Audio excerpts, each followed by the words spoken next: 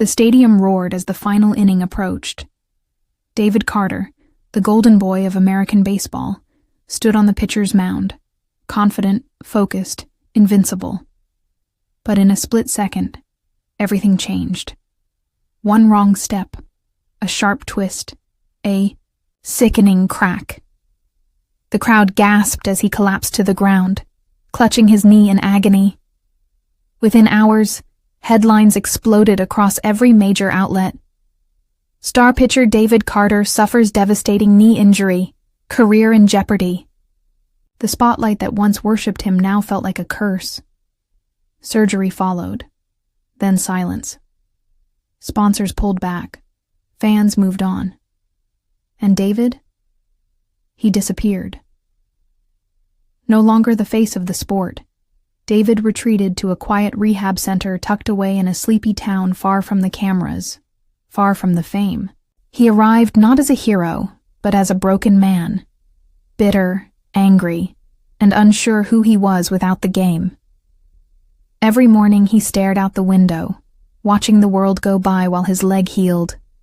Slowly, painfully.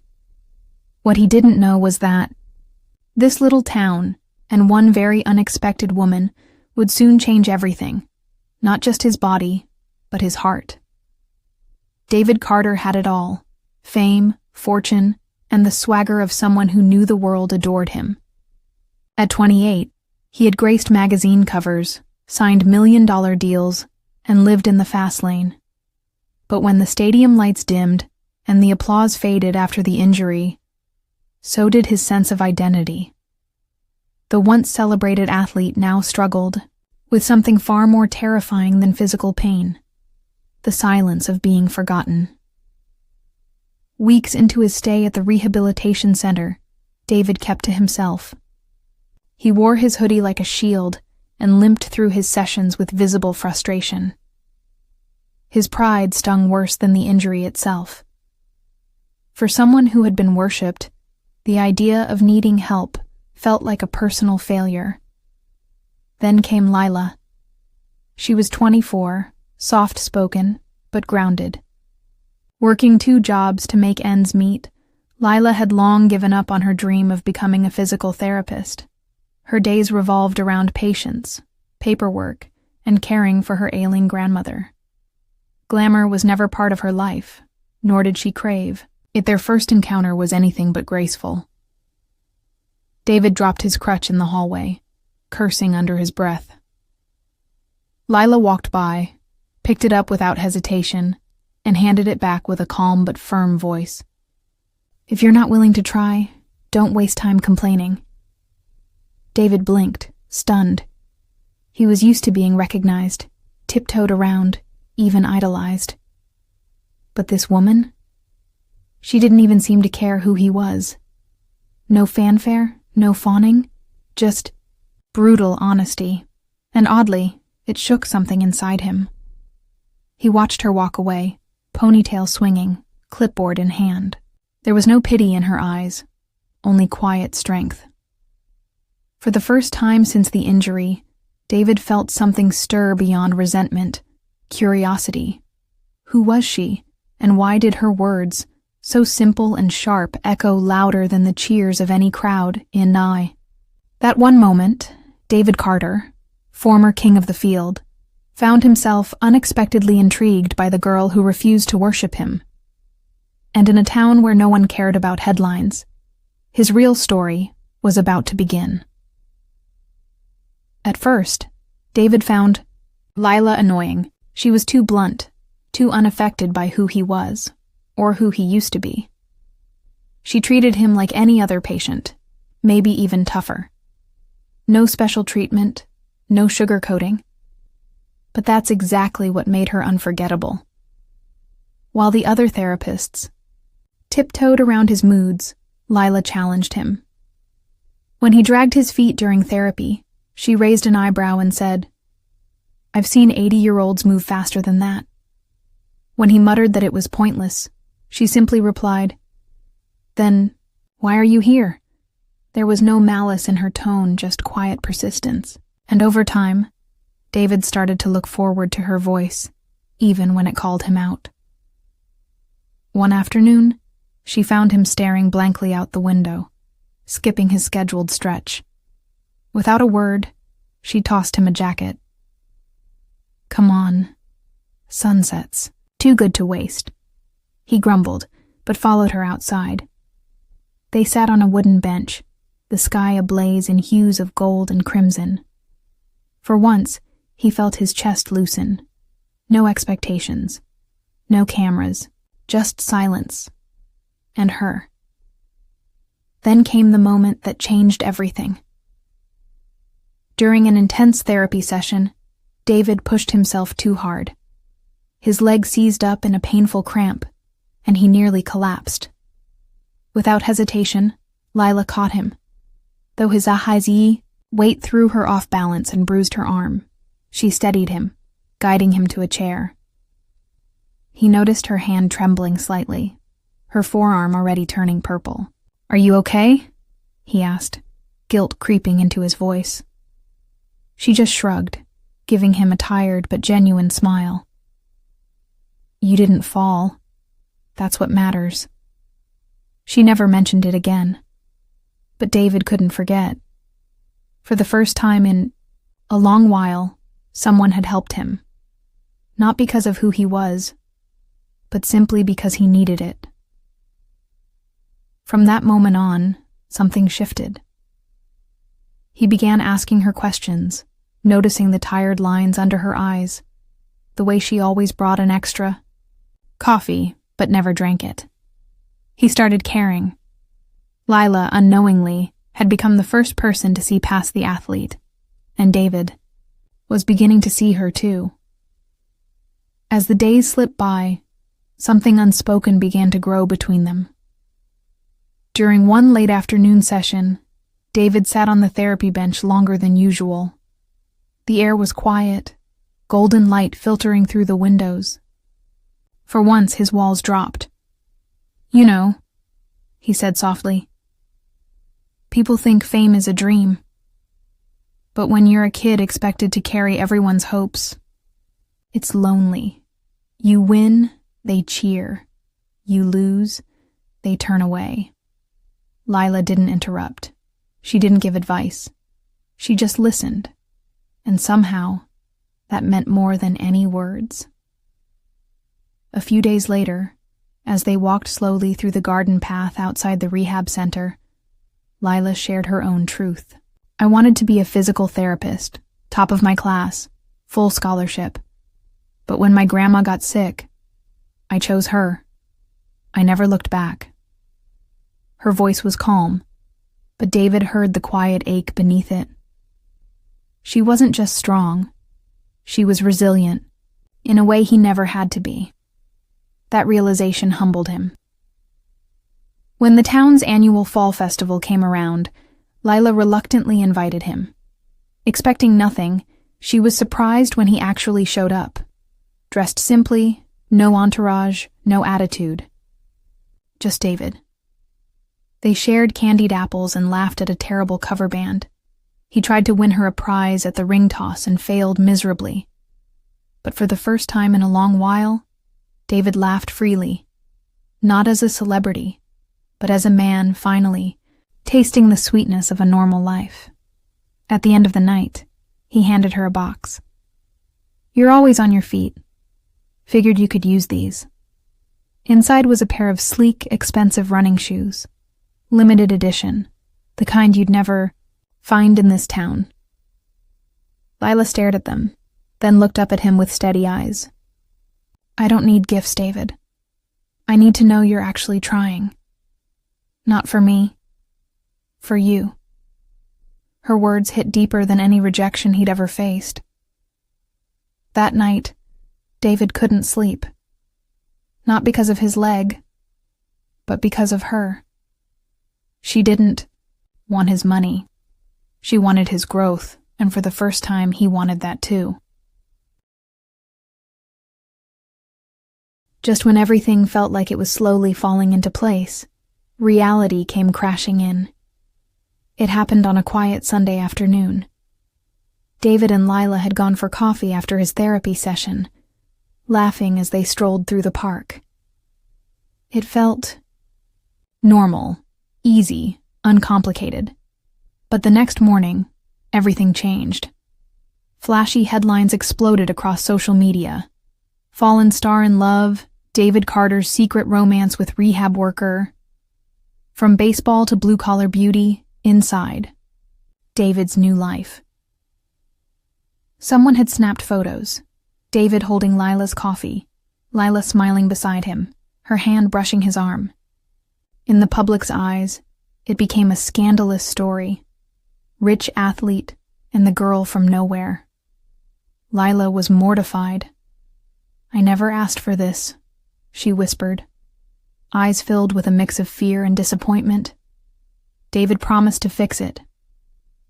"Let me handle it," he said. But when the pressure mounted and reporters began swarming the rehab center, his agent arranged a press interview to do damage control. Under harsh lights and heavy questions, David slipped. "Lila, she's just someone who helped with my recovery. That's all." He meant to protect her, but those words, casual, dismissive, cut deeper than any headline. Lila watched the interview alone, her heart sinking with every word. Just someone. Suddenly, everything between them felt like a lie. To him, she had been a passing phase, a moment of weakness wrapped in gratitude.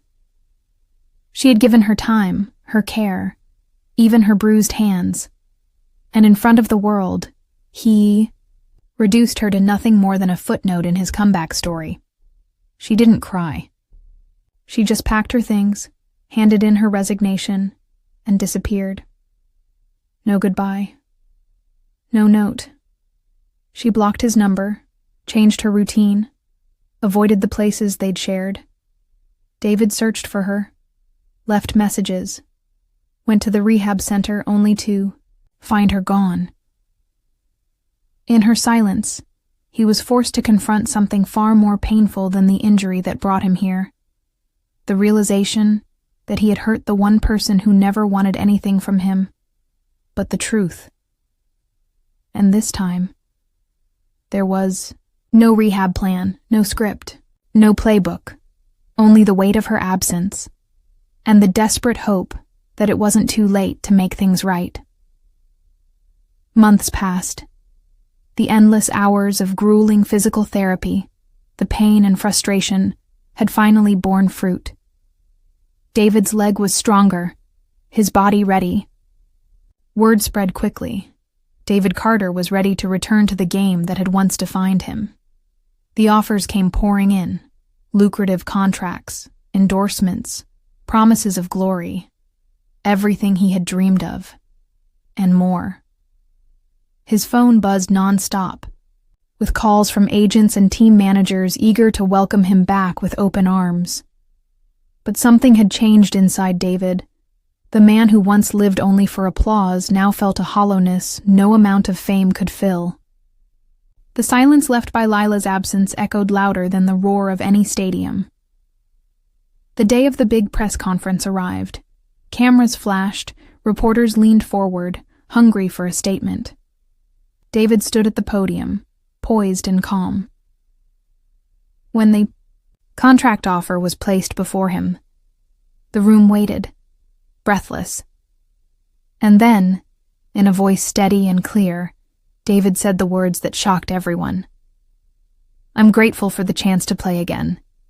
But there's something more important than trophies or contracts.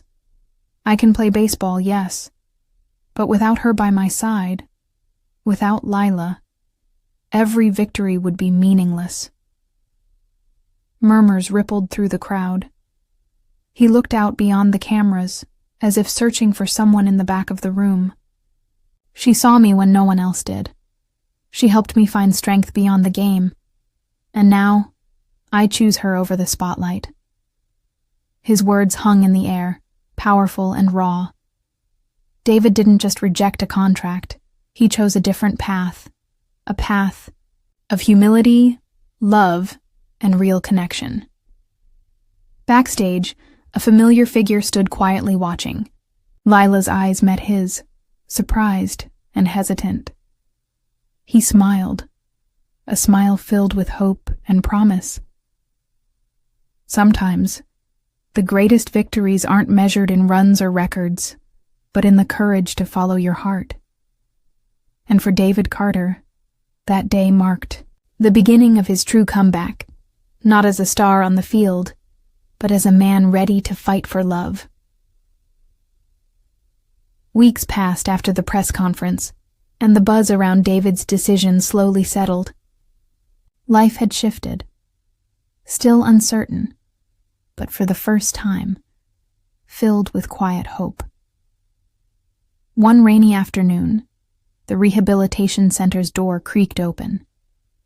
Lila stepped inside, unexpectedly. She hadn't planned to return so soon, but something pulled her back. A need to see the place that had become a silent witness to their story. As she moved down the familiar hallway, her heart skipped a beat. There, by the therapy room, stood David. Not in the spotlight, not surrounded by fans or flashing cameras, just David. Holding a small bouquet of wildflowers, fresh and simple, the kind you'd find growing by the roadside, unpretentious and genuine. He looked up, a gentle smile warming his tired eyes. "Lila," he said softly, "you taught me how to stand again, how to face the world even when it seemed impossible." He took a small step forward, offering the flowers. "Now, let me walk beside you. For real. Will you give me that chance?" For a moment, time held its breath. The walls around them faded as memories of late-night talks, quiet sunsets, and shared struggles wrapped around them like a familiar melody. Without hesitation, Lila reached out, taking his hand. Together, they stepped into the small garden behind the center, the same garden where David had taken his first shaky steps toward recovery, where Lila had never stopped believing. The late afternoon sun painted everything in warm gold as David slowed, then dropped to one knee. No grand speeches, no flashy rings, just a heart laid bare, beating with hope and honesty. "Lila," he whispered, "this time it's real. Will you be my partner, for every sunrise, every fall, every victory, and every defeat?" Tears glistened in her eyes as she nodded, voice trembling. "Yes." Hand in hand they rose together. In that quiet garden, far from the roaring crowds, two broken souls found their way home, in each other. And sometimes, the simplest moments are the most extraordinary, because love isn't about perfect games or endless applause. It's about choosing each other, again and again. This story of David and Lila reminds us that true strength doesn't come from fame or fortune, but from the courage to be vulnerable, to heal, and to choose love over pride. Sometimes, life's biggest victories aren't measured by trophies or contracts, but by the connections we build and the hearts we open. What part of David and Lila's journey resonated most with you? Have you ever faced a moment when you had to choose between what the world expects and what your heart truly wants? How do you find strength during difficult times? We'd love to hear your thoughts and stories in the comments below. If you enjoyed this heartfelt tale, please give it a thumbs up and subscribe to our channel for more inspiring stories of love, resilience, and hope. Don't forget to hit the notification bell so you never miss an episode. Thank you for watching and sharing this journey with us. Remember, sometimes the greatest comeback starts with a single step and a little faith in yourself and others. Stay tuned for more stories that touch the heart and inspire the soul.